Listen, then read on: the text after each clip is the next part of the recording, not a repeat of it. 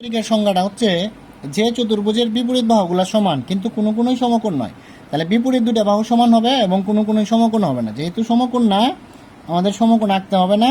তাহলে একটা বাহু নিলাম এতটুকু, যেহেতু আর একটা কোণ লাগবে এজন্য আমরা কোণ এখান থেকে ধরে যে কোনো পরিমাপ একটা কোণ আঁকলাম, অর্ধ আঁকলাম। তো একটা ছোটো আঁকলাম, একটা বড় আঁকলাম, যেহেতু দুইটাই বাহুই অসমান হবে কারণ বিপরীত বাহুগুলো সমান।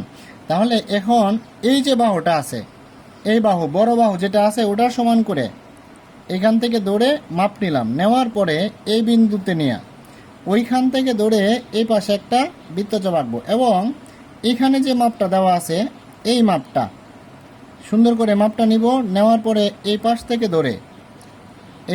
ধরে এই দিকে একটা কোণ আঁকবো। তাহলে হয়ে গেল দুটা কোণ বৃত্তচাপ দ্বয় পরস্পর একটা বিন্দুতে মিলিত হলো। এখন এইখান থেকে ধরে এই পাশ পরিমাণ আমরা যোগ করব, আবার এই দুটা যোগ করে দিব, এই দুটা বিন্দু আবার যোগ করব।